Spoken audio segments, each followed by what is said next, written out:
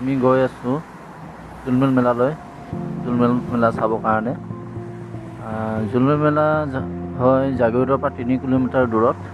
Morigaon district পৰে জুনবিল মেলাৰ বৈশিষ্ট্য হ'ল কি ইয়াত আজিও মানে বাৰ্টাৰ চিষ্টেম যিটো আমি বিনিময় প্ৰথা বুলি কওঁ সেইটো এতিয়াও চলে মানে টকা পইচাৰ লেনদেন নহয় তেনেকৈ আজিকালি হৈছে আৰু আমাৰ গুৱাহাটীৰ পৰা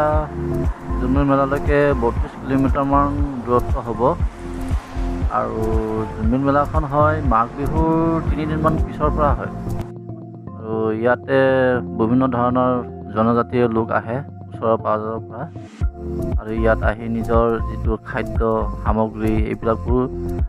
আদান প্ৰদান কৰে বিনিময় কৰে এই এটা মানে জুনবিল মেলাখনৰ এটা বৈশিষ্ট্য মানে বিশেষত্ব বুলি ক'ব পাৰে আৰু মানে আপোনালোকে চাই কিভাৱে হ'ব কমেণ্টছত লিখিব